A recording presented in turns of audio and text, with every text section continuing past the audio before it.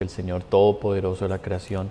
Queremos exaltarte, Señor, queremos bendecirte, queremos decirte que te amamos, Señor, que tú eres nuestro dueño y que aquí estamos rendidos ante ti, poderoso y glorioso Dios. Gracias, gracias mi Padre por este gran privilegio, Señor, de podernos reunir, Dios mío, a través de estos medios, invocar el nombre de Jesucristo y confiar, Señor, plenamente en ti.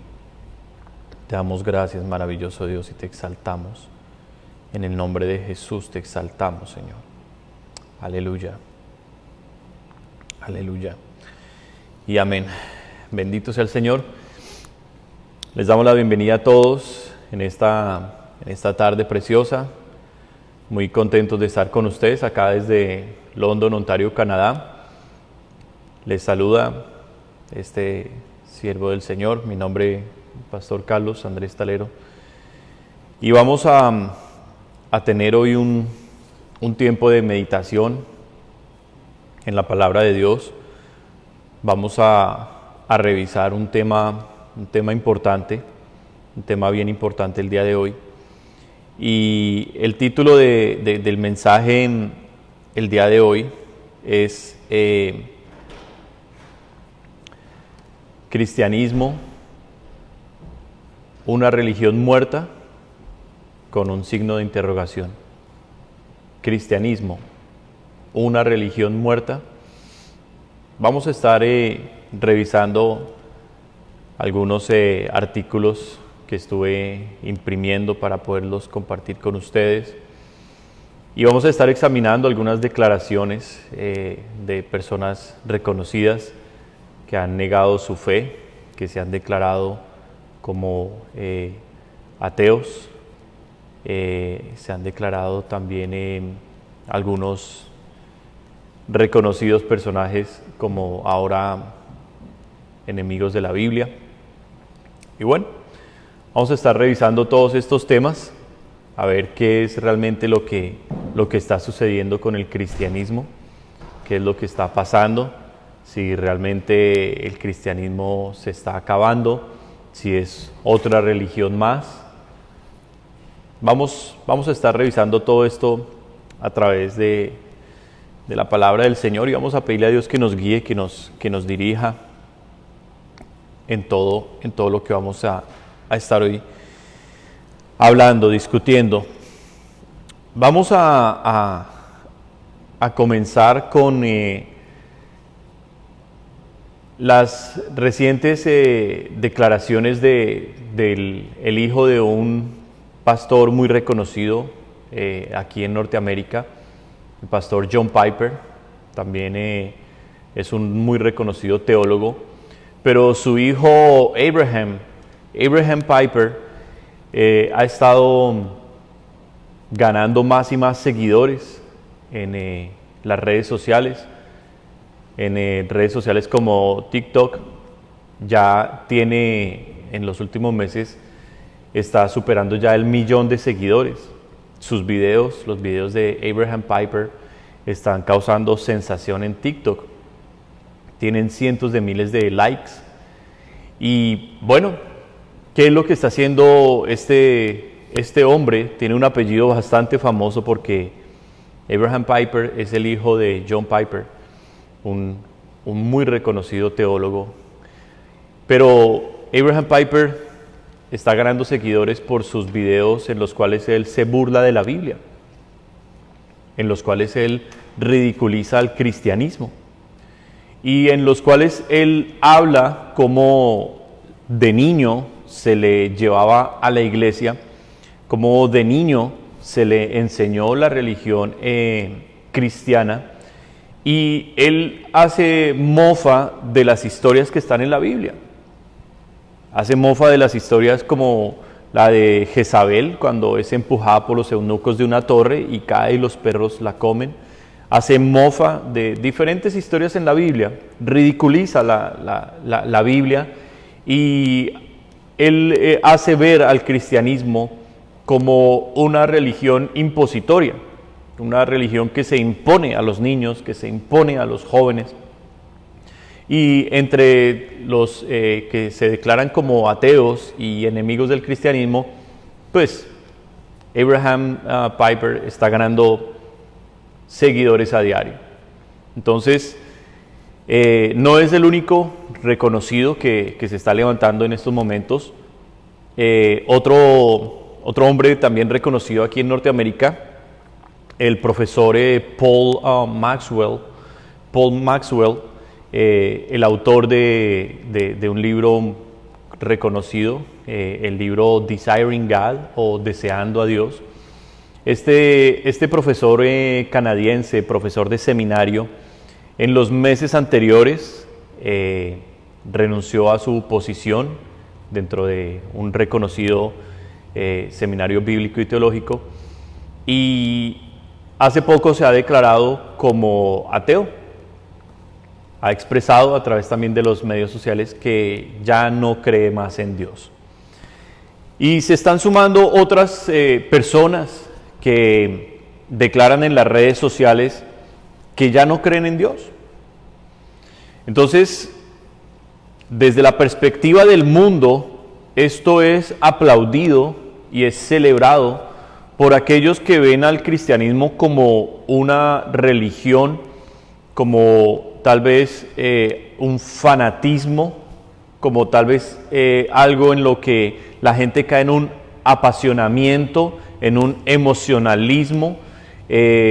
Todas estas personas que están renunciando a la fe están siendo aplaudidas por el mundo ateo, y en Norteamérica realmente los medios sociales afectan bastante el pensamiento de gente joven especialmente, y todo esto causa sensación. Ahora, vamos a examinar realmente los hechos, y más allá de los nombres de algunos de los reconocidos que ustedes pueden buscar y constatar, más allá de los nombres y de las declaraciones de estas personas y de sus actitudes de burla y de irrespeto en contra del cristianismo, en contra de la fe cristiana, en contra de la Biblia, de su levantamiento en contra de Dios, de negar realmente a Dios, negar al Dios de la Biblia. Y más allá de esto, vamos a ver si esta es toda la verdad, si esto es todo lo que está pasando, si realmente el cristianismo está muriendo, si realmente la fe es algo relacionado más con lo emocional, si realmente la Biblia es un libro que pertenece a nuestra religión, al igual que el Corán pertenece al islamismo, o al igual que las diferentes religiones tienen sus propios libros y sus propios esquemas religiosos. Vamos hoy a estar examinando qué está pasando realmente con el cristianismo, si es una religión. Vamos a estar hoy mirando todas estas cosas.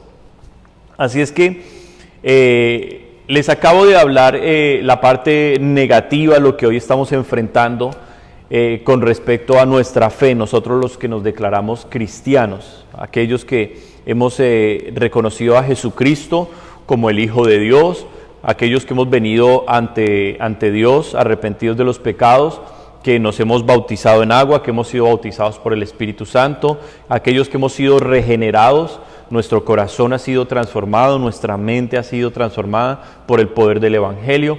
Vamos a ver cómo asumir todo este boom que se está viniendo en contra del cristianismo. Voy a hacerlo de dos maneras. Voy a tocar algunos textos bíblicos, pero también voy a leer algunos artículos que imprimí de diferentes medios, incluyendo Wikipedia. Vamos a estar examinando todo esto. Vamos a comenzar, por favor, en el libro de Hechos de los Apóstoles, y vamos a buscar allí en Hechos de los Apóstoles el capítulo 6. Hechos de los Apóstoles, capítulo 6, vamos a leer el versículo 7,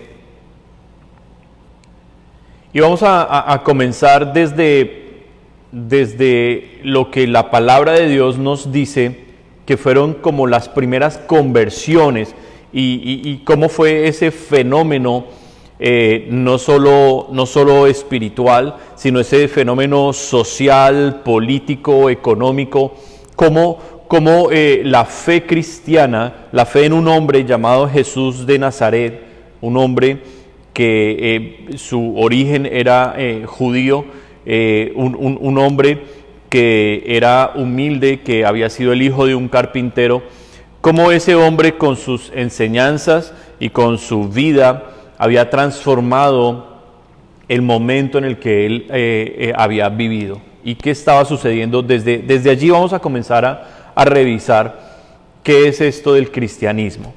Vamos entonces a la palabra del Señor. Dice Hechos capítulo 6, versículo 7, y crecía la palabra del Señor, y el número de los discípulos se multiplicaba grandemente en Jerusalén. Y préstele atención a esta parte final del versículo. También muchos de los sacerdotes obedecían a la fe. Bueno, el reporte que nos está dando la palabra de Dios aquí es un reporte acerca de una nueva fe, una nueva creencia que está en crecimiento. Que la palabra del Señor, hablando de la palabra de Dios, del Dios de los judíos, iba en aumento en esta región del mundo. Estamos ubicados para este momento en Hechos de los Apóstoles capítulo 6, estamos ubicados en una pequeña nación llamada Israel, en lo que se ubica dentro de Palestina. Era un territorio llamado anteriormente Palestina, un territorio gobernado por el Imperio Romano. Pero dentro de la fe judaica, dentro de la población judía, había brotado una nueva religión, una nueva creencia llamada el cristianismo. El primer nombre que se le otorgó a esta nueva creencia, a esta nueva fe, fue los del camino. Y la palabra nos dice aquí también en el libro de Hechos de los Apóstoles, que así eran reconocidos en Antioquía, una región cercana a Jerusalén, la capital. Eran reconocidos como los del camino, aquellos que creían en Jesús de Nazaret.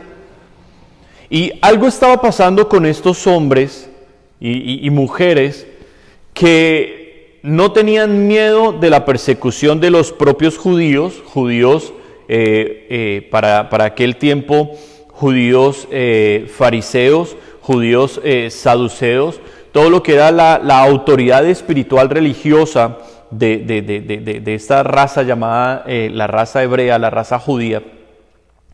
Esta nueva creencia no tenía temor de sus líderes, tampoco tenía temor del Imperio Romano, y estamos hablando de un imperio que realmente se expandió como ningún otro en la historia.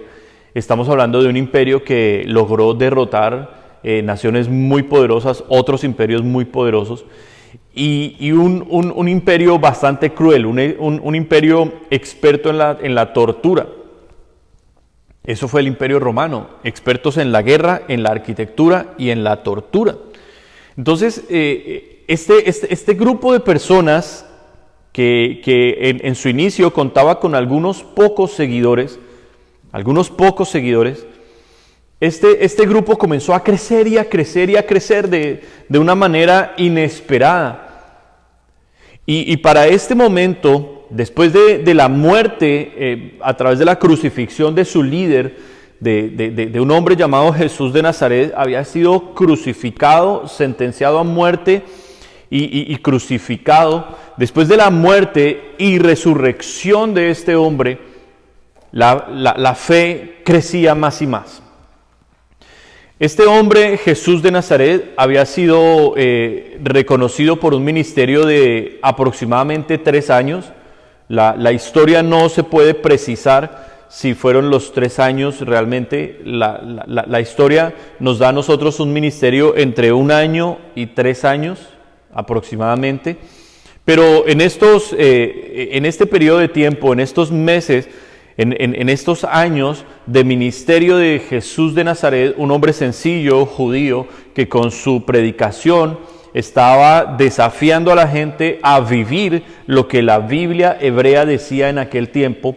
Este hombre, que no solamente era un gran expositor de la palabra de Dios, no solamente era un gran predicador, no solamente su oratoria y su discurso realmente causaba sensación, sus ideas eran totalmente revolucionarias, pero había algo más en este hombre, y era el poder que emanaba. Este hombre, según sus propios seguidores, no era un simple ser humano. Este hombre venía del cielo.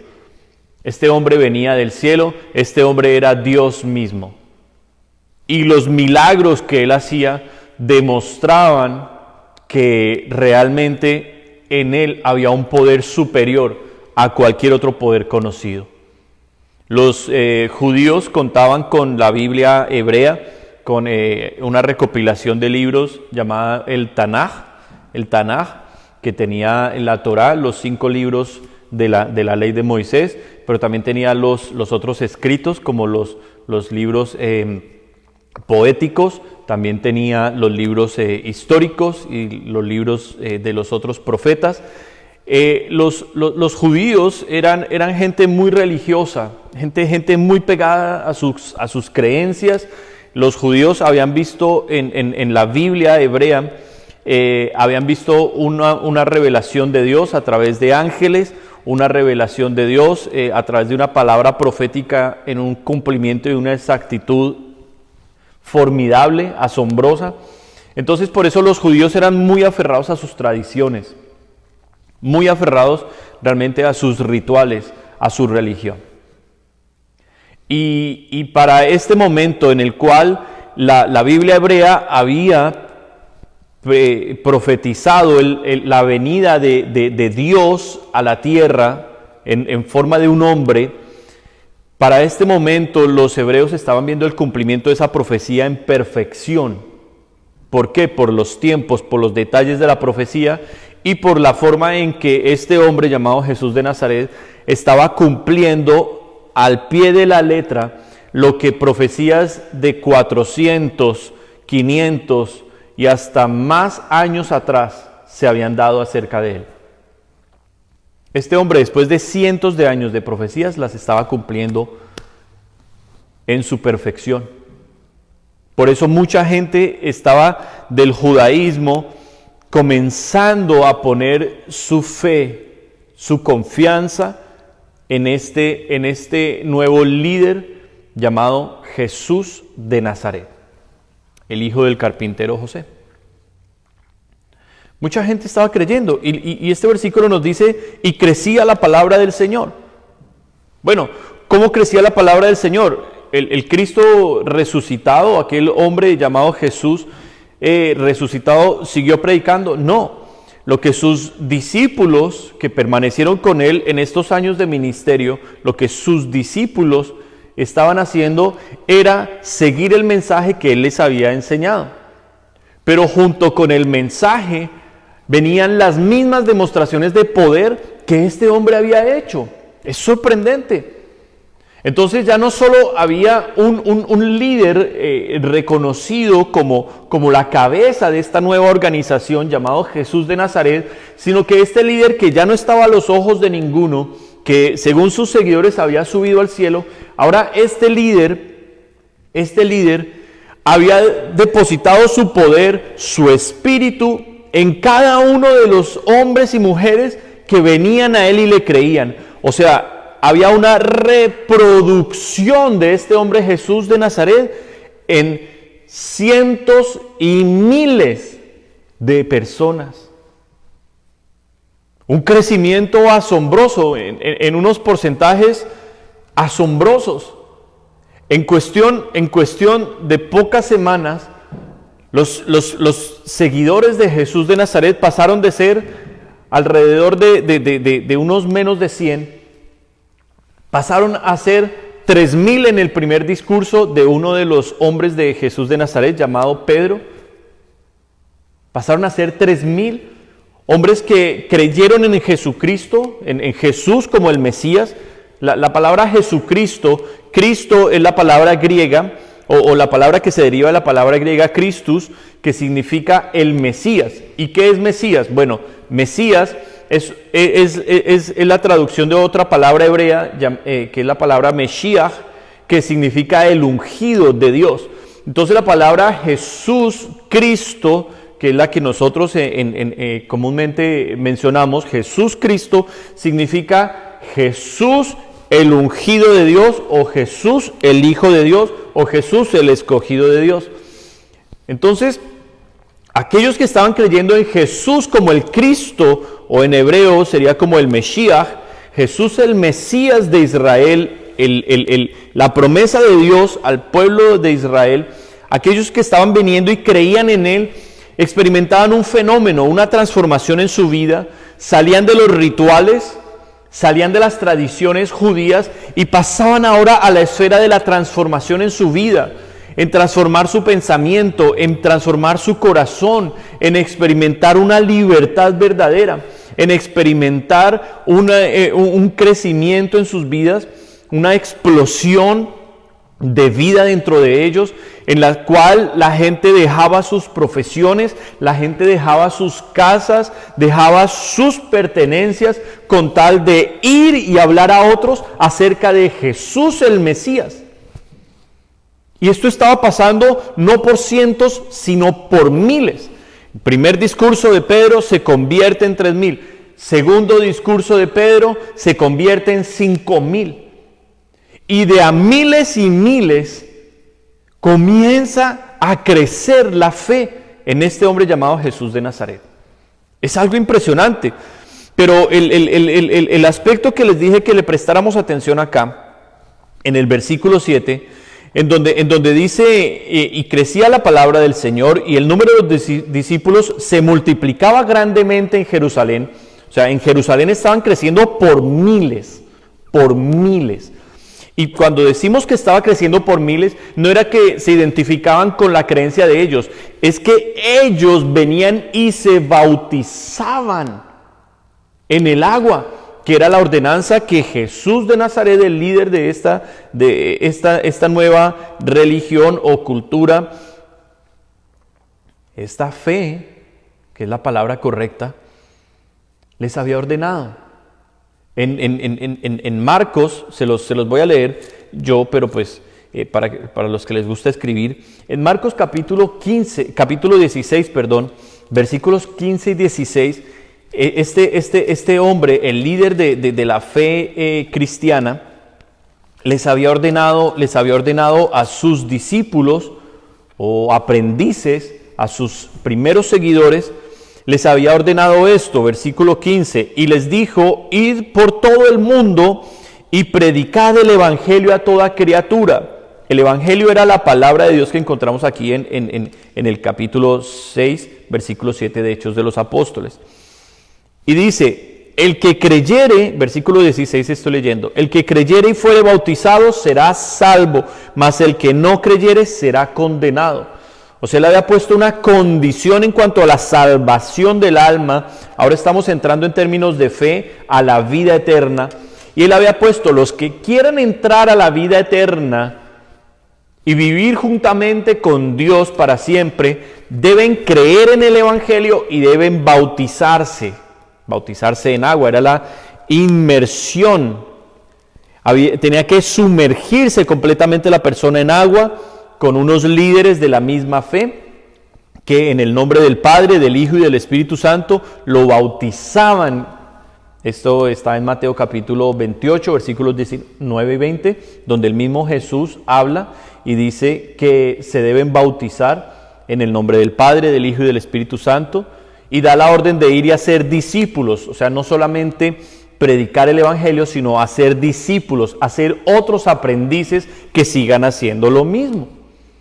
Pero lo curioso de esto es que aquí en el versículo 17 y 18, Jesús de Nazaret no únicamente les da una orden, no únicamente les da una instrucción acerca de el discipulado o el entrenamiento o la capacitación, porque eso es algo que encontramos en las diferentes religiones. El islamismo hace lo mismo, el hinduismo, las diferentes filosofías tienen sus diferentes aprendices a quienes capacitan y preparan para enviarlos y seguir expandiendo su fe. Pero aquí Jesús de Nazaret les está diciendo algo particular y les dice: y estas señales seguirán a los que creen. O sea, Jesús de Nazaret les está diciendo a sus primeros seguidores: vayan y prediquen el evangelio, o sea, hablen de la salvación que Dios quiere ofrecer al ser humano, la salvación de su alma. Hablen acerca de la condenación del alma a todo aquel que muere enemistado con Dios, a todo aquel que vive una vida de rebeldía a la palabra de Dios. Adviértanles que se deben someter a Dios, que deben rendir sus vidas a Dios y vivir para Dios, o que recibirán la condenación eterna de sus almas. Y Jesús de Nazaret les dijo: a los que crean en este mensaje de ustedes, que yo les envío a hablar, aquellos que crean, ustedes deben bautizarlos para que sean reconocidos de ahora en adelante como creyentes. Y a todo aquel que crea en este mensaje y se bautice, dice Jesús de Nazaret en el versículo 17, estas señales le seguirán. Bueno, ¿qué señales? Dice: en mi nombre, o sea, en el nombre de Jesús de Nazaret, echarán fuera demonios, hablarán nuevas lenguas y tomarán en las manos serpientes. Y si bebieren cosa mortífera, no les hará daño. Sobre los enfermos pondrán sus manos y sanarán. Bueno, aquí Jesús de Nazaret les está dando instrucciones acerca de la capacitación, entrenamiento de los demás seguidores, pero también les está dando una señal que identificaría a los que realmente habían creído en Él. Y no era simplemente el bautismo en agua, sino era demostraciones de poder. Poder para, en el nombre de Jesús de Nazaret, echar fuera demonios de las personas. Poder para tomar serpientes en las manos. Poder para que nada los pudiera a ellos contaminar y dañar, matar sus cuerpos si fuera una cosa mortífera. Poder para poner las manos sobre los enfermos y ser sanados. Poder para hablar nuevas lenguas. Nuevas lenguas. Pero no era en el sentido de aprender un idioma, como yo lo tuve que hacer para venir aquí a Canadá, sino era de hablar nuevas lenguas de diferentes géneros, diferentes clases, lenguas en el lenguaje de los ángeles, lenguas en el lenguaje de los hombres, lenguas en el lenguaje de Dios, lenguas en el lenguaje profético para anunciar, como antes lo hacían los profetas, sucesos o mensajes de parte de Dios. Entonces dése cuenta que Jesús de Nazaret no solo está encomendando a sus creyentes, a sus seguidores, a ir y a expandir una nueva religión por el mundo. Jesús de Nazaret está ofreciendo liberación del poder de las tinieblas. Por eso les dice a ellos: echarán fuera demonios, tomarán serpientes por las manos, y aun cuando bebieren cosa mortífera no les dañará. Estas son señales en contra del reino de las tinieblas. Pero también Jesús les habla de la voluntad de Dios, de su corazón, de sanar a los enfermos, de poner en libertad a aquellos que están oprimidos bajo una opresión espiritual. Por eso Jesús les está dando el aliento de poderse comunicar con Dios en cualquier momento, de poderse comunicar con los ángeles, de poder anunciar el mensaje con poder a través de una señal como la oración en lenguas. Tremendo lo que Jesús de Nazaret está haciendo con este grupo de seguidores. Ahora, una cosa es decirlo y otra cosa es que esto pase. Una cosa es que una persona se levante y diga, ustedes van a hacer estas cosas. Y otra cosa es que esas personas vayan y hagan aquello que se les dijo. Y no estamos ya hablando de un mensaje, de una predicación, de una conferencia. Ahora estamos hablando de que las señales de poder debían ser lo que identificaría si esas personas habían creído en Jesucristo o no. Las demostraciones de poder. Si usted hace un repaso del libro de Hechos de los Apóstoles, está lleno de todas estas señales. De hecho, en la primera señal, que es la oración en lenguas, cuando viene el Espíritu Santo en Hechos capítulo 2, es la que llama la atención del primer número de judíos. Vienen cientos de judíos a un suceso sobrenatural en el cual ellos sienten un viento fuertísimo golpear una vivienda.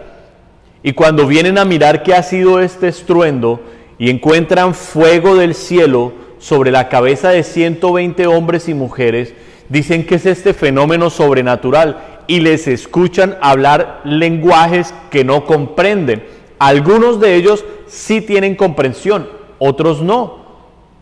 Algunos dicen, wow, este está hablando en la lengua de Capadocia, wow, este está hablando en este idioma, este está hablando, pero otros simplemente hacen ruidos y sonidos y la gente que está observando dicen, están ebrios, ¿qué es toda esta locura? Este fenómeno ¿qué es esto? Entonces la respuesta de Pedro, uno de los líderes de esta fe, la respuesta de Pedro es, no se asombren porque esto es lo que la Escritura hebrea promete que sucedería cuando Dios, el Dios de los judíos, enviara en los postreros días su Espíritu sobre todo ser humano, sobre toda carne, en donde los jóvenes verían visiones, los ancianos soñarían sueños, nuevas lenguas se hablarían. Esta es la investidura de poder que el Dios de los judíos nos ha prometido. Y nosotros somos judíos y en Jesús de Nazaret, el Hijo de Dios, el Mesías o el Cristo, en Jesús de Nazaret, hoy hemos comprobado que lo que había escrito el profeta Joel cientos de años atrás era verdad. Hemos sido testigos del poder de Dios. Y este poder está a disposición de todo aquel que crea. Ese discurso del apóstol Pedro gana 3,000 seguidores.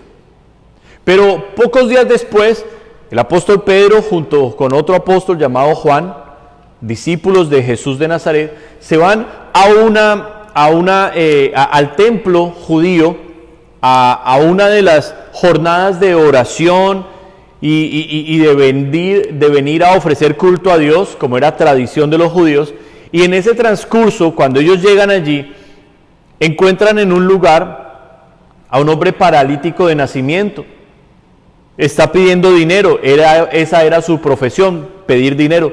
El apóstol Pedro no tiene dinero y le dice, realmente no tengo plata, no tengo oro para darte, pero hay algo que yo quiero darte. Y es algo de lo cual yo he recibido y gratuitamente lo debo dar según mi maestro. Él nos había dicho que lo que recibíamos por gracia de Dios, asimismo por gracia o como regalo de Dios, lo debíamos dar. Y le dice, mira, en el nombre de Jesús de Nazaret, levántate y anda. La primera señal de sanidad para los enfermos, la primera demostración de poder había venido con la oración en lenguas de 120 hombres y mujeres. Pero la segunda demostración de poder de Dios en estos hombres que eran pescadores, que eran hombres comunes y corrientes, gente del vulgo, ahora esta gente que no era gente de letras, gente que no era estudiada, gente totalmente ordinaria, estaba cargando un poder que la gente había reconocido que tenía únicamente Jesús de Nazaret.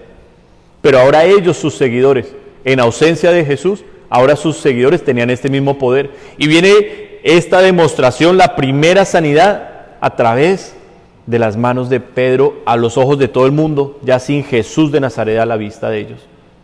Y cuando se levanta este hombre, todos quedan tan impresionados, causa esto una revuelta, son allá ellos interrogados ante el concilio, pero sucede algo impresionante en la defensa de Pedro, y les dice, no sé por qué les extrañan este milagro, si es que es la promesa de nuestro Dios, y es en el nombre de Jesús de Nazaret que se ha hecho este milagro. 5.000 más son añadidos. Teníamos 3.000 y ahora tenemos 5.000, un grupo de 8.000 y más creyentes a las pocas semanas de que Jesucristo o Jesús de Nazaret resucita y sube al cielo. A las pocas semanas tenemos más de 8.000 seguidores. Un crecimiento impresionante, y es lo que este versículo nos está diciendo. Pero ahora, hay algo muy interesante acá. Y el mensaje del día de hoy yo lo voy a partir en dos. Para el próximo domingo poder mostrar la manera aplicativa de todo esto en nuestras vidas el día de hoy. Porque comencé esta predicación hablando de hombres reconocidos que han negado la fe cristiana y que se están burlando del cristianismo y de la Biblia. Y ahora estoy exponiendo cómo nació la fe cristiana que estos hombres reconocidos se están burlando. Y que bueno, muchos otros a lo largo de la historia se han burlado. Estoy hablando apenas del origen, cómo empezó entre nosotros los hombres esta fe cristiana. Pero preste la atención a este detalle, aquí en el capítulo 6, versículo 7, al final del versículo, preste la atención a este detalle que es muy importante para nuestras vidas hoy. También muchos de los sacerdotes obedecían a la fe. ¿Por qué subrayé esto en mi Biblia? Porque este es un detalle fundamental, que debemos explicar desde su contexto. ¿Quiénes eran los sacerdotes y por qué era tan importante que ellos creyeran en Jesús el Mesías? Muy bien, los sacerdotes hacían parte de una tribu llamada la tribu de Leví, o los levitas. Los sacerdotes debían ser levitas que por una genealogía presentaban los diferentes cargos dentro de la administración a Dios en el templo de Jerusalén. Recordemos que Dios se manifestó al hombre desde su inicio de diferentes maneras, pero en Moisés Dios dio instrucciones precisas acerca de cómo debía ser la adoración para él, acerca de cómo Dios quería que el pueblo judío se acercara a él. Entonces, en Moisés ellos recibieron la orden de fabricar un tabernáculo o una tienda itinerante, una tienda portátil en el desierto, en su transcurso desde Egipto hasta la tierra prometida.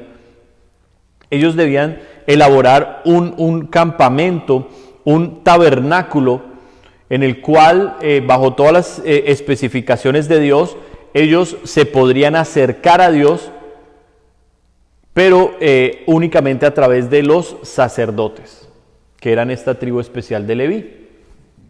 Entonces, a través de los levitas, el pueblo, después de conocer también a través de Moisés, por los mandamientos que Dios le dio a Moisés, después de conocer los 613 mandamientos que Dios esperaba que ellos cumplieran, ellos en esos mandamientos iban a encontrar cómo estaban incumpliendo, y cada vez que ellos incumplieran uno de esos 613 mandamientos, debía venir con un animal ordenado por Dios, en el cual ese animal se presentaría al sacerdote dentro del tabernáculo, y allí se desarrollaría todo un ritual de sacrificio y de ofrecimiento a Dios para que la persona pudiera recibir la inocencia del animal y el animal pudiera recibir el pecado de la persona que lo ofrecía. De este modo se sacrificaba el animal en manos del sacerdote, y ese sacrificio del animal hacía que la persona fuera declarada limpia, justa, perdonada por Dios. El sacerdote era el que hacía eso. Dios había establecido, y es algo que no voy a predicar hoy, pero Dios había establecido que en la relación con su pueblo, el pecado los separaba de Dios por la santidad y el poder y la gloria de Dios. El pecado no permitía que ellos se pudieran acercar, pero Dios, en su expresión de amor, quería que su pueblo viniera a Él Por eso Dios mismo diseñó este sistema de sacrificio, en el cual la sangre del animal limpiaba el pecado de la persona que había cometido una falta contra Dios o que había quebrantado uno de los 613 mandamientos. Entonces, de esta manera Dios expresó cómo Él quería vivir con su pueblo, y por eso estuvo el tabernáculo. Después, en días del rey David, ya dentro de la tierra prometida, cientos de años después de Moisés, el rey David tiene en su corazón construir un templo. Ya el tabernáculo se había deteriorado y el rey David tiene en su corazón levantar un templo para Dios, para que los muebles que se habían fabricado en el tabernáculo y la adoración a Dios fuera ya como de una manera más elaborada y mejor para la gente que ya vivía en ese tiempo en Jerusalén. Ya se habían establecido, ya no iban de lugar en lugar. Dios le dice a David: tú no lo vas a construir, lo va a construir tu hijo. Salomón, el rey Salomón, construye este templo. 7 años duró la elaboración de este templo, majestuoso, impresionante. Y Dios mismo dio la aprobación de este templo cuando en el día de su ofrecimiento la nube de Dios llega, llena completamente el lugar, y los sacerdotes no pueden acercarse a ministrar a Dios o a presentar estas ofrendas u oraciones a Dios, porque la nube de Dios, la gloria de Dios llena ese lugar. Todos tienen que retirarse. Entonces se cuenta cómo estamos hablando de un Dios real y estamos hablando de manifestaciones de poder. Dios les dio mandamientos, Dios les dio la palabra y Dios les dio órdenes de cómo acercarse a Él. Pero Dios también les daba continuamente demostraciones de poder, demostraciones de que es un Dios vivo, de que es un Dios real. Y el pueblo lo vio, el pueblo lo oyó, el pueblo lo palpó, el pueblo vivió estas demostraciones de poder. Ahora, para el tiempo en que estamos revisando este texto, 2000 años atrás, ya para este tiempo aquel templo de Salomón había sido destruido. El templo había sido destruido completamente, porque Israel se había apartado de Dios y se había dedicado a adorar a los dioses de las otras naciones. Dioses como Baal, como Asera, como Moloch, como Astarte, dioses como Quemos. Todos los dioses de las otras naciones ahora habían entrado en Jerusalén y se adoraban sus estatuas, sus imágenes, y al mismo tiempo se seguía adorando al Dios de Abraham, al Dios de Moisés, al Dios de David. Pero Dios, el Dios de la palabra de Dios, había ordenado que si esto sucedía, vendría la destrucción completa de su pueblo, y esto sucedió.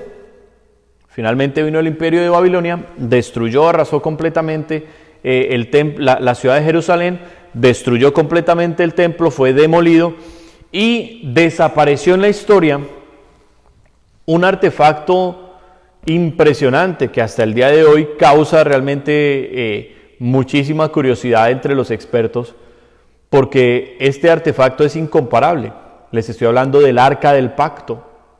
El Arca del Pacto, una caja de madera de acacia, en la cual en esta caja, que había sido forrada completamente en oro, esta caja, que debía ser transportada solo por sacerdotes levitas, contenía algunas piezas que demostraban que el poder de Dios era real. Entre esas piezas estaban un bastón o la vara de Aarón, hermano de Moisés, que en una demostración de poder reverdeció. O sea, un bastón, imagínese usted un bastón que ha sido labrado con la madera, que ha sido tratado, que ha sido tallado y pintado. Este bastón, en una demostración de autoridad y de poder de Dios, este bastón volvió a florecer como si fuera un árbol primaveral. Y ese bastón estaba dentro del Arca del Pacto.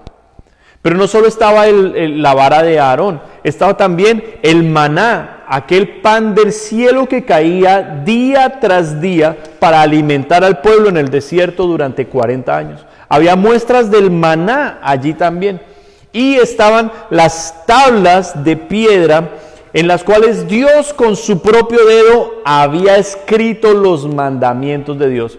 Estos 3 elementos eran demostraciones de poder, demostraciones reales del poder de un Dios real, y estaban dentro de esta caja. Pero esta caja era particular porque esta caja era la que, esta urna, el arca del pacto, que cargaba estos elementos, servía como de mesa sobre la cual una vez al año, no cualquier sacerdote levita, sino únicamente el sumo sacerdote, el jefe de todos los demás sacerdotes, venía una vez al año con la sangre de un animal a entrar delante de ese lugar donde estaba esta arca, primeramente en el tabernáculo, después en el templo de Salomón. Venía y se presentaba allí delante de este Dios con temor de ser consumido por su fuego y su santidad. Por eso venía con sangre, sin poder tener una gota de sudor en su cuerpo, porque si este hombre sudaba en la presencia de Dios, caía muerto por la santidad y la gloria de Dios. Este sumo sacerdote debía vestirse y prepararse de una manera supremamente elaborada, tenía que rasurar todo su cuerpo, no podía quedar cabello en su cuerpo del cuello para abajo, no podía quedar cabello sobre él, tenía que estar rasurado con ropas de lino muy finas, muy limpias, con toda la vestimenta sacerdotal que Dios había ordenado. Este hombre venía una vez al año a este lugar y presentaba la sangre del animal por su pecado y el pecado de ignorancia de todo el pueblo. Si este hombre salía vivo de ese lugar especial donde estaba esta arca, donde Dios hablaba directamente a Moisés cara a cara, si este hombre, el sumo sacerdote, salía cada año con vida, en el día de la expiación, una de las fiestas judías, una de las 7 fiestas judías que Dios había ordenado, si el sumo sacerdote salía con vida, el pueblo respiraba y decía: Dios ha sido propicio a nosotros, Dios nos ha perdonado, Dios nos ha perdonado. Y tenían un año más de gracia. Por tanto, de todo el tabernáculo, el mueble fundamental era el arca del pacto. Había sucedido algo increíble. Y es que en la ocupación babilónica, cuando vinieron a destruir Jerusalén y destruyeron el templo, el arca del pacto no fue hallada. Hay diferentes teorías. Algunos dicen que Jeremías, el profeta Jeremías, quien fue un hombre levantado por Dios, dice que él junto con otros sacerdotes escondió el arca del pacto porque sabían que venían los babilónicos a destruirlo. Lo cierto es que hasta el día de hoy no ha aparecido el arca del pacto, no ha aparecido. Pero para este momento de la historia, en aquel templo donde se había reedificado nuevamente, el templo que Salomón construyó y se destruyó, fue reedificado alrededor de 70 años después de su destrucción. Aquel templo que ahora en días del rey Herodes estaba siendo remodelado, estaba bajo una reconstrucción impresionante. Aquel templo que tenían como gloria los judíos ya de este momento, contaba con todos los muebles menos con uno, y es esa arca del pacto que representaba la presencia misma de Dios. Entonces es curioso que este versículo nos diga que los sacerdotes habían creído y muchos de los sacerdotes obedecían a la fe. Es curioso porque estos sacerdotes, ahora vamos al culto, estos sacerdotes día tras día, en los horarios que tenían ellos, en sus oficios, tenían que venir a presentar los animales muertos delante de Dios en un lugar llamado el altar de bronce. Tenían que entrar en un lugar del templo llamado el lugar santo y tenían que prender las velitas de la ménora y tenían que poner los panes sobre las mesas de los panes de la proposición y tenían que encender el incienso y elevar esos aromas y esas fragancias a Dios. Pero todo hasta ahí el culto va bien. Pero lo más importante, que era el perdón de pecados del sumo sacerdote y de la nación entera, el perdón de pecados que solo se daba una vez al año en el día de la expiación. El perdón de pecados sí que era un ritual, pero un ritual totalmente infructuoso, porque Déjeme explicarle algo. El sumo sacerdote en tiempos del templo y en tiempos del tabernáculo tenía que atar a su tobillo una cuerda, y los demás sacerdotes se quedaban con el otro extremo de la cuerda en caso de que las vestiduras del sumo sacerdote, que tenía campanillas, dejaran de sonar. En el momento en que las campanillas ya dejaban de sonar, ellos asumían que la gloria de Dios había matado al sumo sacerdote porque había un pecado en él, una falta, una ofensa, una impureza. Y tenían que con la cuerda sacar el cuerpo muerto del sumo sacerdote. Esto para mostrarle que la gloria y el poder de Dios es algo real, y el fuego de nuestro Dios es un fuego que consume, que puede matar por el pecado, por la impureza, por la gloria y la santidad que hay en él. Pero lo curioso ahora, en este momento en que estoy en la historia, en Hechos de los Apóstoles, es que el sumo sacerdote ataba su cuerda a su tobillo, como siempre lo habían hecho los demás sumos sacerdotes antes de él, ponía las campanillas sobre su vestidura, pero entraba a un lugar que estaba vacío. O sea, esto no se había convertido más que en una práctica ritual sin sentido, porque él sabía que entrara como fuera que él entrare, nada le iba a suceder, porque ya el artefacto en donde representaba la gloria del Dios mismo, ese artefacto sagrado que estaba bajo el poder de Dios, porque Dios desde allí hablaba cara a cara con su siervo, ese artefacto ya no estaba allí. Imagínese toda la parafernalia, todo un año de rituales y de sacrificios y de cosas, para llegar al día más importante, el día de la expiación, una vez al año, y llegar a un lugar vacío, un lugar donde no estaba Dios. ¡Qué impresionante! Ahora, los primeros seguidores de Jesús describieron que cuando el Señor Jesucristo murió en la cruz, algo sobrenatural sucedió, y es que hubo un gran terremoto en la ciudad que abrió la tierra en dos, pero ese gran terremoto afectó también el templo, no lo derribó, pero destruyó una cortina de aproximadamente 6 metros de altura y 30 centímetros de grueso, una cortina que separaba aquella cámara que era llamada el lugar santísimo, donde estaba este mueble sagrado anteriormente, mueble que había desaparecido en la historia. Cuando Jesús muere, esa cortina se rompe de arriba hacia abajo, o sea que no hubo forma de que un hombre lo hiciera. De arriba hacia abajo se rompe y queda a la vista que ese lugar estuvo vacío por cientos y cientos de años. Dios ya no estaba allí.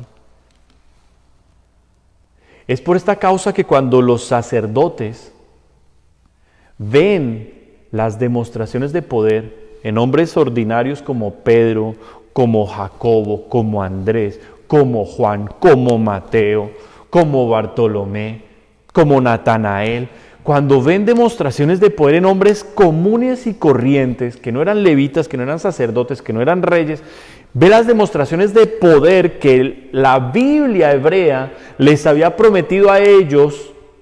Ellos dicen, este poder y estas señales son de Dios. Son de Dios.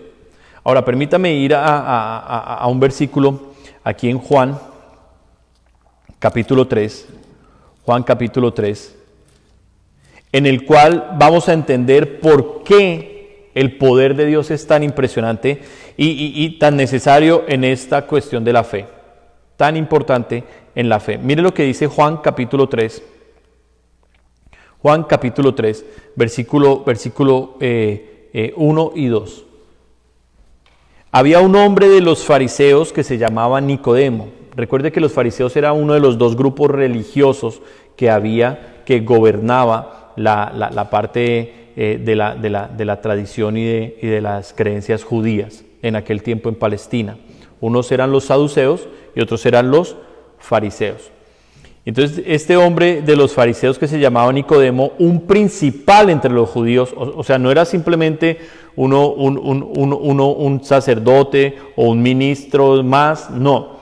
Este era uno de los líderes principales que junto con otros 69, o sea, en un grupo de 70 llamado el Sanedrín, con cabeza, como cabeza el sumo sacerdote, este Sanedrín eran los que ordenaban todas las directrices para el pueblo en el aspecto, religioso en aquella época. O sea, uno de esos 70, llamado Nicodemo, viene, dice el versículo 2, este vino a Jesús de noche y le dijo, Rabí, que significa maestro, sabemos que has venido de Dios como maestro. Wow, qué tremendo, ¿no? Sabemos que has venido de Dios como maestro. O sea, eres un enviado de Dios para enseñarnos. Y dice, porque nadie puede hacer señales, nadie puede hacer estas señales que tú haces si no está Dios con él. Entonces, este hombre conocedor de las Escrituras, conocedor de la historia judía, este hombre que desde niño había sido consagrado para Dios, que había crecido estudiando la ley de Moisés, estudiando y conociendo las tradiciones del pueblo judío, este hombre, al ver los milagros, las demostraciones de poder de Jesús de Nazaret, el hijo del carpintero, este hombre lo mira, analiza, va a las Escrituras, comienza a leer a los profetas y empieza a entender que este hombre está enviado por Dios. Y dice, este hombre no es otro orador, este hombre no es un motivador, este hombre no es un predicador más. Este hombre es un maestro que nos va a enseñar el camino para llegar a Dios. ¿Por qué? Porque el poder de Dios está con él. Entonces, dése cuenta, regrese conmigo a Hechos capítulo 6, versículo 7, dése cuenta cómo el poder de Dios es lo que atrae a los sacerdotes, gente conocedora de la Biblia, gente experta en las tradiciones, en los rituales, en la historia judaica. Todos estos hombres tan ilustrados, tan letrados, tan entendidos en estos temas, cuando ven el poder de Dios, ya no en Jesús de Nazaret, sino en Pedro, Juan, Jacobo, Andrés, cuando ven el poder de Dios en ellos, creen el mensaje que ellos están predicando.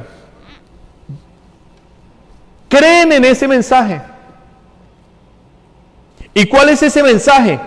Y creo que aquí voy a terminar la predicación el día de hoy, que hoy ha sido más como una enseñanza. Vaya conmigo a Hechos capítulo 2. Hechos capítulo 2. Después de la venida del día de Pentecostés, la venida del Espíritu Santo sobre 120 seguidores de Jesús, después de ese día que se levantó realmente una multitud entera para ver qué era eso que estaba sucediendo, el apóstol Pedro dice el versículo 14, entonces Pedro poniéndose en pie con los 11, alzó la voz y les habló diciendo, varones judíos y todos los que habitáis en Jerusalén, esto os sea notorio y oíd mis palabras, porque estos no están ebrios como vosotros suponéis. Siempre las demostraciones de poder de Dios traen diferentes reacciones.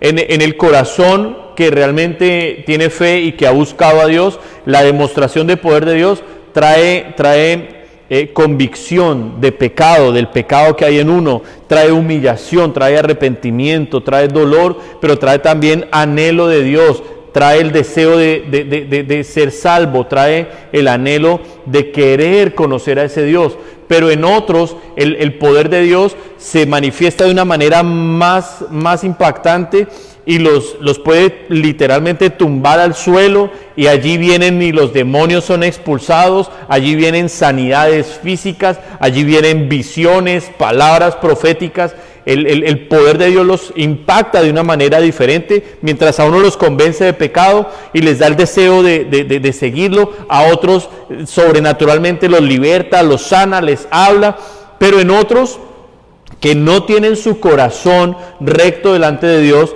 y que no tienen el deseo de acercarse a Dios, en otros causa cuestionamiento, señalamiento, crítica y hasta burla. Eso sucede con las demostraciones de poder de Dios. Eso sucede. Y estamos hablando en un mismo lugar, en una misma audiencia, puede usted encontrar todas estas situaciones. ¿De qué dependió? ¿De Dios? No, el poder de Dios se derramó, dependió del corazón de cada persona. Entonces se cuenta cómo algunos de ellos, en el versículo 13, dice, mas otros burlándose decían, estos están borrachos, estos están borrachos. Que hermano, es lo que sigue sucediendo hasta el día de hoy. Estos están borrachos. Entonces, el apóstol Pedro tiene que responder con las escrituras a la burla de la gente, a la burla de esa gente, de esa audiencia, de los que han sido testigos de esto, o sea, de los que escucharon el viento fuerte, ¡fua!, un sonido impresionante, a los que vieron el fuego sobre las cabezas de los 120, a los que entraron en una atmósfera sobrenatural, ¡wow!, pero su corazón está tan duro por el pecado, están tan llenos de incredulidad, que les causa es risa, y de la risa pasan a la mofa, a la burla.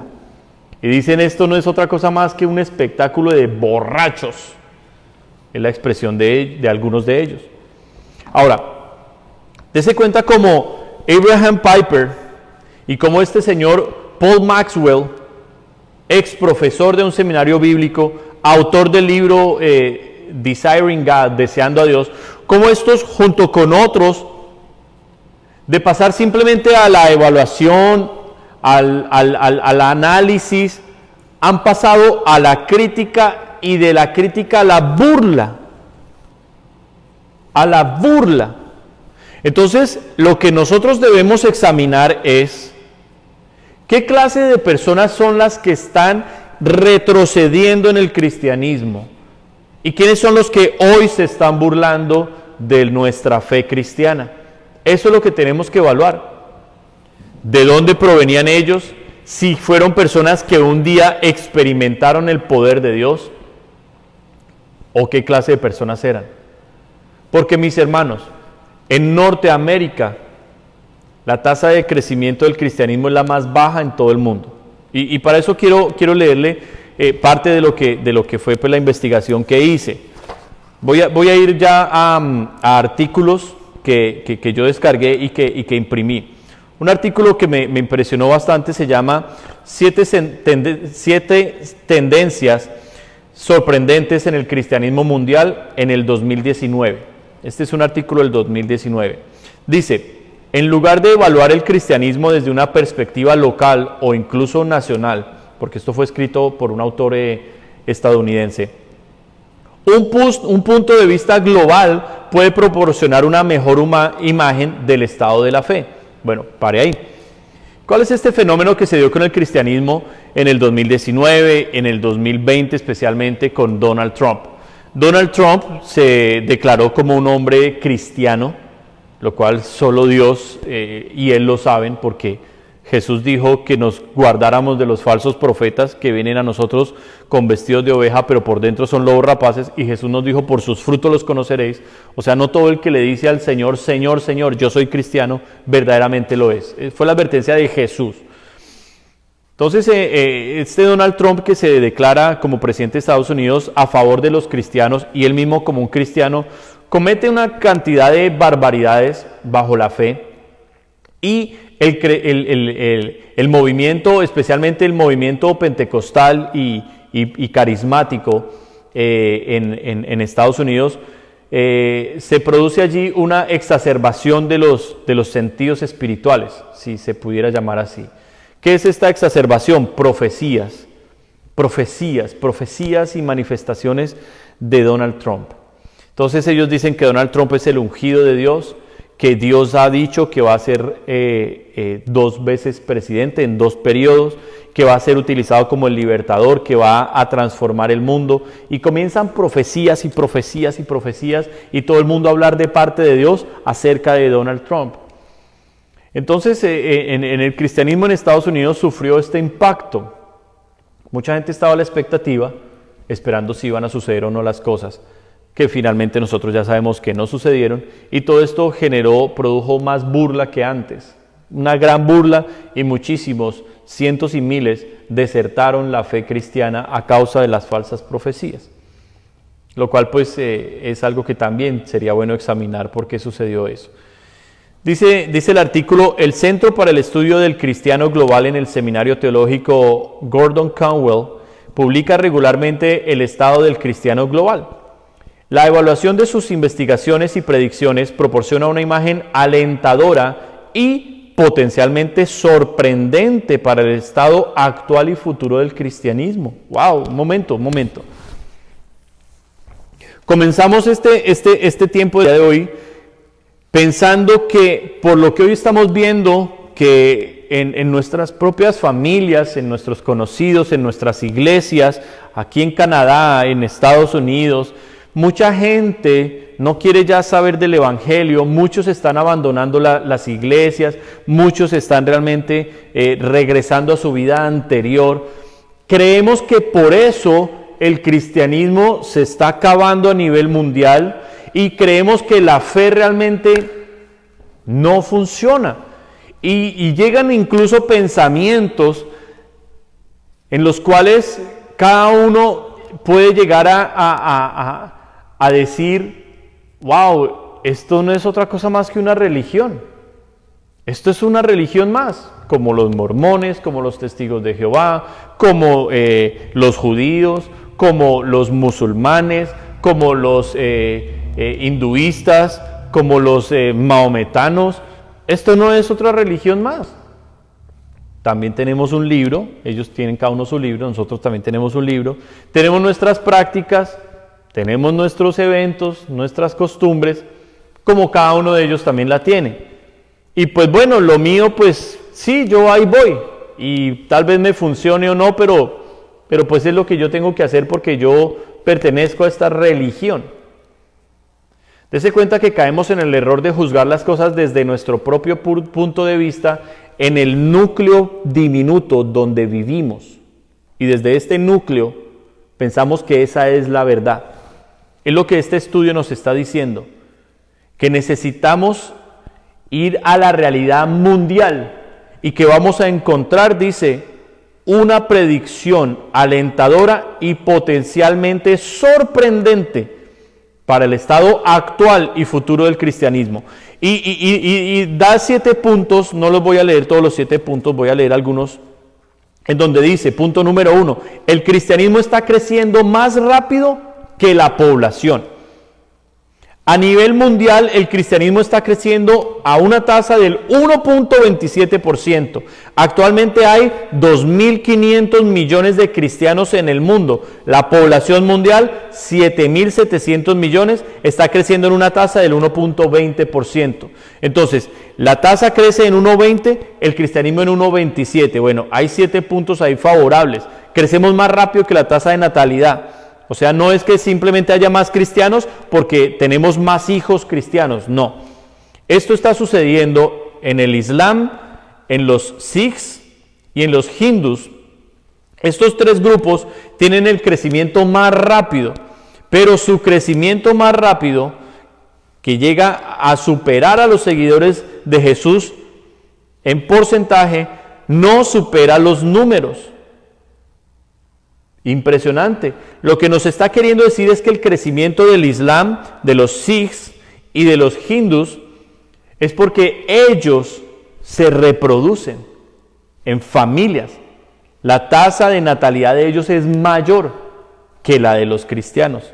Segundo punto, los pentecostales y los evangélicos son los que están creciendo más rápido y todavía están ganando velocidad. Entre los grupos cristianos, los pentecostales, 2.26%, y los evangélicos, 2.19%, están creciendo más rápido que otros. Ambos también están creciendo más rápido que hace apenas 2 años. En 2017, la tasa de crecimiento de los pentecostales fue del 2.22 y la de los evangélicos 2.12. ¡Wow! Tremendo. Entonces se cuenta cómo en tan solo 2 años vamos creciendo con mayor rapidez. ¿Quiénes? Pentecostales y evangélicos. Tercer punto, el ateísmo ha alcanzado su punto máximo. Hoy en día hay menos ateos en el mundo, 138 millones que en 1970, en donde habían 165 millones. Mire, yo le estoy mostrando a usted un artículo que usted puede encontrar simplemente en la internet, el cual nos revela la verdad de lo que está sucediendo a nivel mundial, no en el pequeño núcleo en el que nosotros vivimos.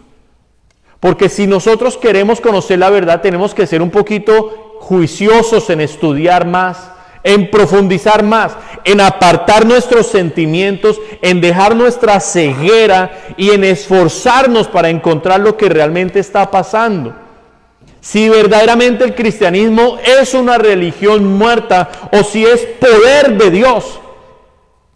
Porque es allí donde nosotros debemos ubicarnos ahora. Si pertenecemos a una religión, a una creencia, si esto es simplemente seguir a un líder y pertenecer a una denominación, o si esto es un poder de transformación, de revelación del Dios del universo, en el cual mi vida le pertenece, en el cual mi vida es enteramente de Él, y yo haré seguidores hasta el fin de la tierra, como Él me lo ha mandado. Y el poder de este Dios que creó el universo se va a manifestar en mi vida y a través de mí a favor de todos aquellos que estén a mi alrededor. ¿Por qué? Porque he creído en su Hijo Jesús de Nazaret, como pasó hace 2000 años con esta iglesia que está escrita en el libro de Hechos de los Apóstoles. Preste la atención. Desde el año 2000 el ateísmo se ha recuperado levemente, solo un 0.04%, pero se espera que disminuya nuevamente y caiga por debajo de 130 millones en el 2050. O sea que el ateísmo no está creciendo, el ateísmo está disminuyendo y el cristianismo a nivel mundial está aumentando. El problema es que nosotros escuchamos a Norteamérica y pensamos que la verdad de Norteamérica es la verdad de todo el mundo. Error. Creemos que los titulares de Twitter, los titulares de Facebook, los titulares de TikTok, de las redes sociales, son los que marcan la pauta a nivel mundial y ellos son una parte pequeña de la humanidad. Dese cuenta cómo los datos derrumba todo lo que hoy nosotros creíamos que estaba pasando. El ateísmo va en disminución y el cristianismo va en aumento. Y yo doy gloria a Dios por eso. El agnosticismo ha mantenido una pequeña tasa de crecimiento del 0.42%. Sin embargo, después de alcanzar los 716 millones este año, se espera que caiga por debajo de los 700 millones para 2050. Los agnósticos, es diferente el ateo al agnóstico. El ateo simplemente no cree en Dios, pero el agnóstico cree en una forma de Dios. Punto número 4. El cristianismo está creciendo en las ciudades, pero no lo suficientemente rápido. Punto número 5. El centro del cristianismo se ha trasladado al sur global. En 1900 vivían en Europa el doble de cristianos que en el resto del mundo juntos. O sea, el cristianismo estaba concentrado en Europa. Hoy, tanto América Latina como África tienen más. Para el 2050, el número de cristianos en Asia también superará el número en Europa. O sea, Europa se enfrió, América Latina se avivó, África se avivó, Asia se avivó. Actualmente el cristianismo apenas está creciendo en Europa, tasa de 0.04%, prácticamente nada. Y solo un poco mejor en América del Norte, 0.56%. ¡Wow! ¡Qué tremendo! ¡Qué tremendo! Significa que hay un enfriamiento en la fe cristiana en Europa y en América del Norte, donde usted y yo estamos. Solo el 0.56% de crecimiento del cristianismo aquí en Norteamérica. Esto es prácticamente nada en un año, prácticamente nada. Oceanía 0.89 y América Latina 1.18 tienen tasas marginales mejores, pero la fe está explotando en Asia 1.89 y en África 2.89. Punto número 6. Hay más oportunidades de evangelización para los cristianos que nunca. La gran mayoría de los no cristianos viven sus vidas y nunca interactúan con un cristiano, pero ese número se está reduciendo. ¡Wow! Gloria al Señor.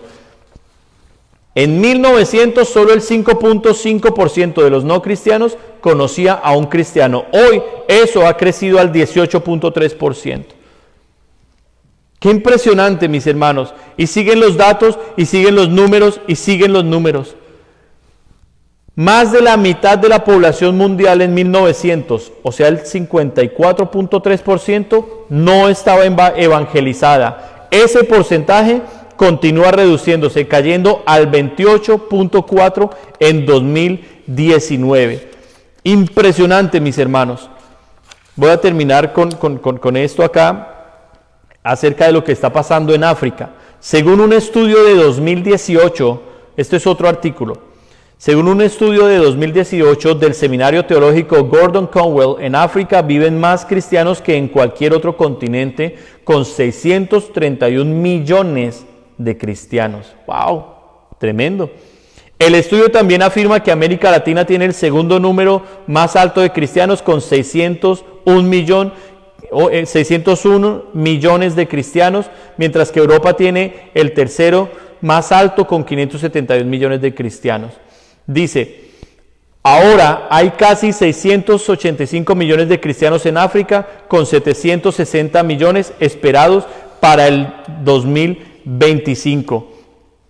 Según la Enciclopedia Cristiana Mundial, aproximadamente 2 millones de personas se convierten al cristianismo anualmente de otra religión, y el cristianismo ocupa el primer lugar en ganancias netas a través de la conversión religiosa. Yo solamente le leí 3 artículos, parte de 3 artículos, que nos habla lo que sí está sucediendo en el mundo. Y no me extraña que los artículos nos estén diciendo esto, porque lo que está sucediendo en otros lugares del mundo es lo que está sucediendo en el corazón de su pastor, es lo que está sucediendo en el corazón de las intercesoras de esta iglesia, es lo que está sucediendo en el corazón de 2 o 3 en esta iglesia, que le hemos creído a Dios, en donde vive el Dios de Israel, vive en nosotros, y que no nos interesa para nada la religión, que no nos interesa seguir rituales, creencias ni protocolos, sino que queremos un encuentro directo y personal con el Dios que nos creó. Queremos oír su voz, queremos tocarlo, queremos olerlo, queremos estar cerca a Él, porque este libro sagrado, llamado la Biblia, en palabras del apóstol Pedro, dice: porque estos no están ebrios, versículo 15, como vosotros suponéis, puesto que es la hora tercera del día. Mas esto es lo dicho por el profeta Joel: y en los postreros días, dice Dios, derramaré de mi espíritu sobre toda carne, y vuestros hijos y vuestras hijas profetizarán, vuestros jóvenes verán visiones, y vuestros ancianos soñarán sueños, y de cierto sobre mis siervos y sobre mis siervas en aquellos días derramaré de mi espíritu y profetizarán, y daré prodigios arriba en el cielo y señales abajo en la tierra, sangre y fuego y vapor de humo. El sol se convertirá en tinieblas y la luna en sangre, antes que venga el día del Señor grande y manifiesto, y todo aquel que invocar el nombre del Señor será salvo. Palabras del apóstol Pedro hace 2000 años, en las cuales él está citando a un profeta cientos de años antes de él. Pedro, testigo del poder de Dios. Y hoy, aquellos que invocamos el nombre del Señor de corazón, aquellos que creemos en el nombre de Jesucristo, aquellos que de corazón estamos dispuestos para Dios, tenemos estas mismas promesas de recibir el Espíritu de Dios y tener los mismos milagros, las mismas señales, las mismas demostraciones de poder. Por eso hasta el día de hoy, usted en el nombre de Jesús pone la mano sobre el enfermo y el enfermo sanará. Hasta el día de hoy usted puede orar por el endemoniado y el demonio tiene que ir en el nombre de Jesús, tiene que irse de la persona. Hasta el día de hoy usted puede seguir predicando esta palabra y ver cómo el judío, el musulmán, el católico, el testigo de Jehová, el mormón, el ateo, el gnóstico van a venir al conocimiento de Jesucristo. Y no los vamos a meter en otra religión muerta, no los vamos a meter en rituales, en tradiciones, en fechas, en cosas de hombres. Los vamos a meter en el río de poder de nuestro Dios y les vamos a mostrar cómo Jesús es real.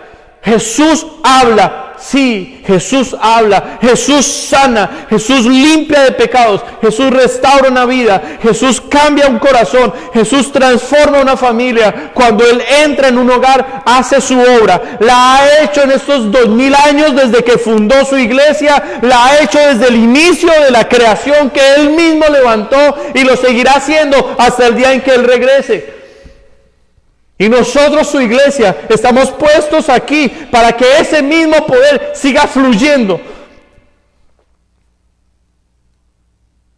Y este es un llamado, amada iglesia, a que salgamos de la religión, a que salgamos de los rituales, a que salgamos de los métodos de los hombres, a que salgamos de las costumbres y de esas ideas que Satanás ha implantado en nuestra cabeza. A Dios se le ama con el corazón. A Dios se le entrega todo el ser. A Dios se le da todo lo que uno es y lo que uno tiene. Todo es para Él. Todo. Cuando usted busca a Dios de todo su corazón, lo encuentra porque Él lo prometió en su palabra. Y el cristianismo tiene que seguir creciendo. Nosotros no estamos en África, nosotros no estamos en América Latina, nosotros no estamos en la China, donde también leí los artículos. Están el presidente de la China mandó derrumbar más de 2.500 cruces de templos cristianos. Y lanzó un anuncio de persecución, encarceló cientos y miles de pastores, muchos de ellos ya torturados, desaparecidos. O sea, se lanzó a acabar completamente el cristianismo. Y con esa persecución está casi doblando el número de creyentes en la China. Se está doblando el número de creyentes en la China. Millones y millones de creyentes están viniendo al Señor Jesucristo en la China bajo la persecución. No tienen templos como el nuestro. En las casas, en lugares escondidos, en los bosques se reúnen a orar, a alabar, a glorificar a Dios. Confiscaron Biblias, prohibieron Biblias. Están expulsando misioneros, encarcelándolos. Y los cristianos crecen y crecen y crecen y crecen. Pero usted y yo estamos aquí en Canadá y no nos vamos a conformar a lo que ya las demás religiones están haciendo, a lo que muchas iglesias, como nos lo habló Jesús el domingo pasado, iglesias como la de Sardis que están muertas. Usted y yo no nos vamos a conformar a eso. Usted y yo vamos a buscar más y más y más y más y más a nuestro Dios.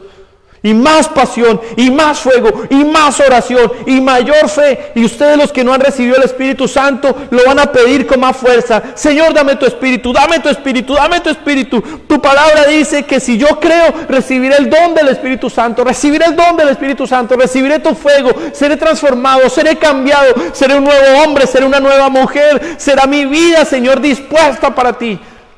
Y todo aquel que hoy está practicando una religión, yo lo llamo, salga de la religión hoy. Salga de la religión. Salga de la religión. Rompa los ídolos. Destruya todo aquello que lo está separando de Jesús de Nazaret. Y entre en la dimensión que Dios tiene preparada para usted. Vamos a orar. Vamos a orar. Es la primera parte del mensaje. El próximo domingo, si Dios nos tiene a todos con vida, aquí estaré dándole la siguiente parte del mensaje, en la cual es maravillosa la forma en que Dios nos muestra cómo salir de la religión y nos enseña cómo entrar en una vida de poder, en una vida en la cual Él se hace real, se nos manifiesta. Pero eso lo estaremos viendo el próximo domingo. Hoy yo le pido, por favor, allí donde usted está, incline su rostro, allí donde usted está, ríndase al Señor en este momento, comience a orar, comience a pedirle perdón por sus pecados, comience a pedirle perdón por la incredulidad. Si usted recibió todos estos dardos de fuego del enemigo, en los cuales usted dice, ay, no, nos estamos acabando, ay, ya es que somos unos pocos, ay, que no, renuncia a todos esos pensamientos. Usted no está en un club social que es por número de membresías, que uno dice, wow, tremendo. No, aquí es el poder de Dios el que transforma. Aquí es el poder de Dios el que muestra y el que dice, esta es mi obra, estos son mis siervos, estos son mis ovejas, este es mi rebaño, estos son con los que yo voy a conquistar London, voy a conquistar Ontario, voy a conquistar Alberta, voy a conquistar British Columbia, me los voy a llevar allá para el norte, los voy a mover por donde yo quiera en todo este país de Canadá, porque Dios ama Canadá y Canadá es de Cristo. Canadá tiene que venir a los pies de Jesucristo. Debe venir un avivamiento sobre Canadá y Dios nos escogió a nosotros, Dios nos llamó a nosotros a creer, Dios nos llamó a nosotros a vivir en ese fuego, en esa pasión. Santifique su vida, apártese del pecado, deje la religiosidad, deje la mediocridad, deje la carnalidad, pague el precio en oración, pague el precio en búsqueda de Dios y verá cómo el fuego aumenta y el fuego aumenta y el fuego crece. Padre, te damos gloria en esta tarde, Señor. Estoy muy contento, Señor. Me emociono, Padre. Me emociono, Señor, de esto. Porque es que ¿quién dijo, Señor, que el diablo está ganando la batalla? ¿Quién dijo que el diablo va? No, es mentira del diablo, Señor. Es mentira, Señor. Romanos 16:20 dice, y el Dios de toda paz aplastará en breve a Satanás bajo vuestros pies. Satanás tiene que caer aplastado bajo nuestros pies. Los planes de Satanás para arruinarnos, para confundirnos, para dividirnos, para enfermarnos, para destruirnos, todos esos planes están bajo los pies de la iglesia en el nombre de Jesús de Nazaret y están deshechos, y toda oración contra nosotros ahora mismo cae en la tierra. Por eso es que se destruye delante de nosotros todo lo que el diablo ha trazado en contra de Canadá, todo lo que el diablo ha trazado en contra de London. Y ahora mismo comienza a perder fuerza, comienza a secarse la fuente de poder de ellos, de los demonios, comienza a secarse la fuente de poder. Y nosotros, Señor, aquí estamos. Aquí estamos, tu palabra dice, alcen los ojos y miren, ya la cosecha está lista, los campos están blancos, la mies es mucha, pero estas estadísticas dicen que es el mejor tiempo para evangelizar que nunca, que no hay un tiempo como este para ir a predicar, para ir a ganar almas, para ir a coger al ateo, para ir a coger al religioso y decirle, mire un Dios de poder. Este es el tiempo de poner las manos en los enfermos, Señor. Este es el tiempo, Señor, de libertar cautivos. Este es el tiempo del poder, de la gloria de tu Espíritu. Derrama tu Espíritu sobre toda carne, Señor. Envía tu Espíritu con poder sobre mi vida, sobre esta iglesia, Señor, sobre los niños, sobre los jóvenes, sobre los hombres. Levanta esta congregación en el fuego de tu poder y que haya señales, poder, Señor, en abundancia. Que tú hables, Señor, continuamente, que tú te presentes, Señor, que ángeles acampen a nuestro alrededor, Dios mío, que los demonios salgan de las familias, que los demonios salgan, Señor, de las mentes, que los demonios salgan de los corazones, de los cuerpos, de las casas, ahora en el nombre de Jesús de Nazaret. Declaramos poder de Dios sobre esta iglesia. Declaramos poder de Dios sobre todo aquel que ha creído en esta palabra, todo aquel que ha creído en el nombre de Jesús de Nazaret es salvo, Señor. Todo aquel que ha creído en el nombre de Jesús de Nazaret, dale tu Espíritu Santo, dale, Señor, el bautismo en fuego, que ore en lenguas, lenguas humanas, lenguas angelicales, lenguas proféticas, lenguas de misterios, que profetice, Señor, que haya don de sanidad de enfermedades, Señor, que haya don de discernimiento de espíritus, que haya don de ciencia, palabra de sabiduría, Señor, que haya don de interpretación de lenguas, mi Señor, que haya dones, Señor, que haya frutos de tu Espíritu renovando corazones, el amor, el gozo, la paz, la paciencia, la benignidad, la bondad, la templanza, la mansedumbre, la fe, Señor. aviva tu iglesia, enciende tu iglesia, da espíritu de oración a tu pueblo, espíritu de oración a tu pueblo, Señor, para orar sin parar, para orar en todo tiempo, para creer, para marchar, para vencer, para avasallar, en el nombre de Jesús de Nazaret. Señor Dios mío, gracias. Levanta a tu pueblo, Dios, en una nueva dimensión. Levanta a tu pueblo en poder, Señor. Rompe las estructuras mentales, Señor. Rompe todas esas mentiras que el diablo ha puesto sobre las cabezas, Señor. Rompe ahora todo yugo en el nombre de Jesús de Nazaret. Toda diadema de control y manipulación satánica se rompe ahora en el nombre de Jesús.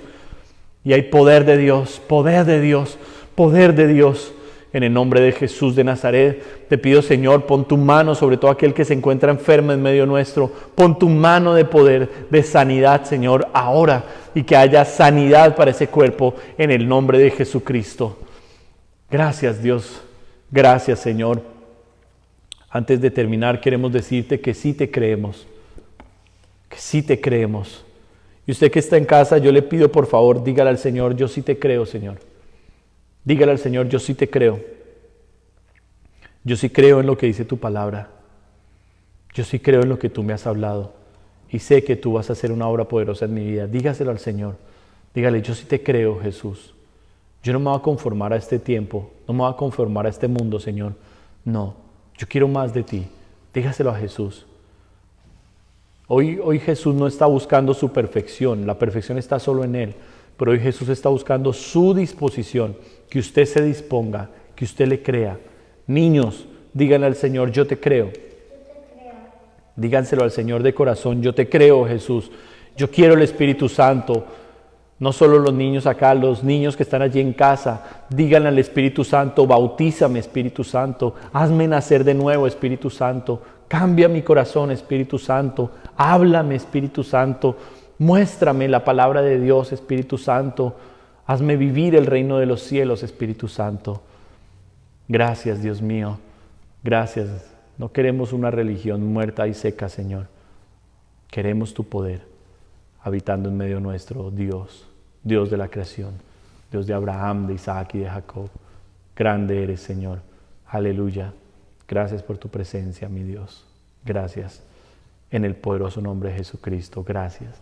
Maravilloso Rey. Aleluya. Aleluya. Qué linda presencia de Dios ha venido, mis hermanos. Linda la presencia de Dios ha venido. Hermosa presencia de Dios. Él quiere que nosotros hablemos con fe. Él quiere que nosotros marchemos hacia lo que nos ha llamado a hacer. A predicar el Evangelio a toda criatura. A hacer discípulos en todas las naciones de la tierra. A bautizar. Él nos ha llamado a esto. A ser gente santa para Él. Aleluya.